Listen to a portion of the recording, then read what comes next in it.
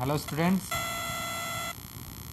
आज के इस वीडियो में हम कक्षा 11 भौतिक विज्ञान का जो अगला टॉपिक है चाल तथा वेग, इसके बारे में हम डिस्कस करेंगे और समझेंगे। तो चाल तथा वेग, स्पीड एंड वेलोसिटी। तो सबसे पहले हम बात करते हैं चाल मैंने लिखा है इसमें स्पीड। तो चाल को सबसे पहले सामान्य तो हम समझते हैं चाल क्या होती है। किसी वस्तु की चाल इस बात का आभास कराती है या आभास देती है कि वस्तु कितनी तेज चल रही है। तो चाल वही है। तो किसी वस्तु की चाल क्या होती है, इस बात का आभास देती है कि वस्तु कितनी तेज चल रही है। जैसे कोई वस्तु या कोई मनुष्य या कोई गेंद, हम अक्सर देखते हैं क्रिकेट मैच में कि गेंद इतने जैसे 50 किलोमीटर प्रति घंटे की रफ्तार से, इस प्रकार से जो किलोमीटर प्रति घंटा है वो इसका मात्रक हो गया, ठीक है ना। उस प्रकार से चाल है इसमें। तो चाल क्या होता है, मैंने यहाँ पर लिखा है, इसको परिभाषित कर रखा है यहाँ पर। किसी वस्तु द्वारा एकांक समय में तय की गई दूरी को वस्तु की चाल कहते हैं। तो चाल क्या होता है, किसी वस्तु द्वारा एकांक समय में तय मतलब चली गई दूरी को वस्तु की चाल कहते हैं। तो आप लोगों ने पहले भी पढ़ रखा है, गणित में भी इसका यूज होता है, ठीक है ना। गणित में भी आप लोगों ने हाई स्कूल में पढ़ रखा है। चाल बराबर क्या होता है, सूत्र मैंने लिखा है यहाँ पे, चाल बराबर होता है दूरी बट्टे समय, ठीक है ना। तो चाल अथवा इसकी एक और परिभाषा है, मैंने अथवा करके लिखा है। किसी वस्तु की दूरी परिवर्तन की समय दर को वस्तु की चाल कहते हैं। किसी वस्तु की दूरी परिवर्तन की समय दर को वस्तु की चाल कहते हैं। अब इसमें बात करते हैं चाल का मात्रक। इसका जो मात्रक होता है मीटर प्रति सेकंड, तथा यह अदिश राशि है। सदिश अदिश राशि इससे पहले मैंने आप लोगों को बता रखा है, इससे पहले वाले वीडियो में। चाल का जो विमीय सूत्र होता है LT-1 होता है। देखिए विमीय सूत्र क्या होता है, इस मात्रक के हिसाब से लिखा जाता है। मीटर के लिए L, सेकंड के लिए T होता है, लेकिन बट्टे में सेकंड है तो ऊपर जाके T-1 हो गया है। ये विमीय सूत्र पहले लिखा चुका आप लोगों को मैं। अब अगला आता है, इसमें कुछ 3-4 प्रकार के इसमें चाल होते हैं, इसके भाग होते हैं। तो सबसे पहले हम बात करते हैं एक समान चाल, ठीक है ना। तो एक समान चाल क्या होता है, यदि कोई वस्तु समान समय अंतरालों में समान दूरी तय करती है। यदि कोई वस्तु समान समय अंतरालों में समान दूरी तय करती है तो वस्तु की चाल एक समान होती है। समान समय होना चाहिए और अंतराल क्या होना चाहिए, समान समय अंतराल होना चाहिए, और दूरी क्या होगी, समान दूरी तय करती है। तो एक समान चाल कहलाती है। अब आता है परिवर्ती चाल, या इसको हम असमान चाल भी कह सकते हैं।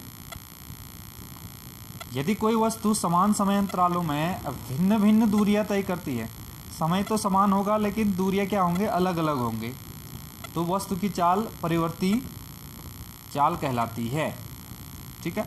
अगला आता है इसमें औसत चाल, एवरेज वेलोसिटी जिसको हम कहते हैं, एवरेज स्पीड जिसको हम कहते हैं। वेलोसिटी तो वेग में आएगा, अब इसके बाद मैं इसको समझाऊंगा। औसत चाल,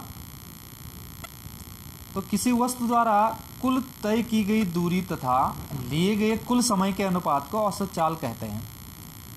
बहुत सरल परिभाषा है। किसी वस्तु द्वारा कुल तय की गई दूरी, जितनी दूरी तय करेगी कुल, तथा लिए गए कुल समय के अनुपात को औसत चाल कहते हैं। अर्थात औसत चाल को हम दिखाते हैं V एवरेज, ए भी लिखा है मैंने, बराबर कुल दूरी बट्टे कुल समय, ठीक है। V के नीचे ए भी, तो इसका मतलब क्या है, एवरेज हो गया। अब देखिए, यदि डेल्टा T समय अंतराल में, ये जो है इसको डेल्टा पढ़ा जाता है, डेल्टा T समय अंतराल में वस्तु द्वारा तय की गई कुल दूरी डेल्टा S हो, तो औसत चाल V एवरेज बराबर कुल दूरी को डेल्टा S से दिखाया है और कुल समय को भी डेल्टा T से दिखा रखा है, ठीक है ना। तो औसत चाल का सूत्र क्या हो गया, डेल्टा S बट्टे डेल्टा T। अगला आता है इसमें तात्कालिक चाल, ठीक है ना। तात्कालिक चाल, यदि वस्तु की चाल परिवर्ती है अर्थात असमान है, मैंने ऊपर परिवर्ती चाल बता रखा है। यदि वस्तु की चाल परिवर्ती है तो किसी दिए गए समय या किसी दिए गए क्षण पर वस्तु की चाल को तात्कालिक चाल कहते हैं। चाल कैसे होना चाहिए, परिवर्ती होना चाहिए। तो किसी दिए गए समय क्षण पर वस्तु की चाल को क्या कहते हैं, तात्कालिक चाल कहते हैं। ठीक है ना। वस्तु की तात्कालिक चाल ज्ञात करने के लिए समय अंतराल डेल्टा टी को अत्यंत छोटा अर्थात अवकलन माना जाता है। तो तात्कालिक चाल ज्ञात करने के लिए जो डेल्टा टी है समय अंतराल को, उसको अत्यंत छोटा अर्थात अवकलन माना जाता है। अर्थात देखिए delta t tends to zero, मतलब इसका अर्थ होता है डेल्टा टी किसकी ओर अग्रसर है, जीरो की ओर। डेल्टा टी किसकी ओर, डेल्टा टी इसको हम क्या पढ़ते हैं, delta t tends to zero, delta t zero की ओर अग्रसर, मतलब जीरो की ओर अग्रसर है। इसे डी टी, देखिए डी टी से प्रदर्शित करते हैं। ठीक है, डेल्टा टी को डी टी से भी प्रदर्शित करते हैं। जैसे अभी नीचे लिखा है मैंने, देखिए तात्कालिक चाल v बराबर limit delta t tends to zero, ये मैंने यहाँ पर लिखा है तात्कालिक चाल v बराबर limit delta t tends to zero delta s बट्टे डेल्टा टी बराबर डी एस बट्टे डी टी। देखिए डी एस बट्टे डी टी, अब इसको क्या कहते हैं, ये तो tends to zero delta s, ये कुल दूरी बट्टे कुल समय है, डी एस बट्टे डी टी है, तो इसको क्या कहते हैं, देखिए डी एस बट्टे डी टी को टी के सापेक्ष एस का अवकलज कहते हैं। तो डेल्टा एस बट्टे डेल्टा टी जो मैंने यहाँ पे लिखा है, इसको क्या कहते हैं, टी के सापेक्ष एस का अवकलज कहते हैं। अब आगे देखिए इसमें वेग। वैसे तो चाल तथा वेग में कोई अंतर नहीं है, सामान्य बोलचाल में चाल तथा वेग कोई अंतर नहीं। जैसे चाल बराबर भी दूरी बट्टे समय लिया जाता है, वेग बराबर भी दूरी बट्टे समय लिया जाता है। लेकिन जो भौतिक विज्ञान है इसमें अंतर स्पष्ट है। वो क्या अंतर है आप लोग को अभी परिभाषा से पता चल जाएगा। डेफिनेशन जो मैंने लिखा है, वेग क्या होता है, किसी वस्तु का वेग उसके विस्थापन अथवा स्थिति परिवर्तन की समय दर है। किसी वस्तु का वेग क्या है, उसके विस्थापन अथवा स्थिति परिवर्तन की समय दर है। यह एक सदिश राशि है।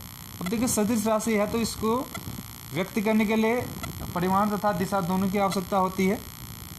इसका मात्रक क्या, इसका मात्रक भी देखिए मीटर प्रति सेकेंड है। देखिए मैंने अभी बोला था चाल और वेग सामान्यतः बोलचाल में एक ही है, और विभव सूत्र भी क्या है, एल टी माइनस 1 है। लेकिन वेग को v के ऊपर तीर का निशान, अर्थात इसका मतलब होता है v के ऊपर तीर का निशान, यह क्या है, एक सदिश राशि है। सदिश राशि को जब भी हम दिखाएंगे उसके ऊपर तीर के निशान से दिखाएंगे, तो v के ऊपर तीर का निशान, इसका अर्थ क्या है, से प्रदर्शित करते हैं, तो इसका अर्थ क्या है, एक सदिश राशि है। उस प्रकार से जैसे हमने एक समान चाल पढ़ा, वैसे एक समान वेग भी है। यदि वस्तु समान समयांतरालों में समान विस्थापन तय करते हैं तो वस्तु का वेग एक समान कहा जाता है।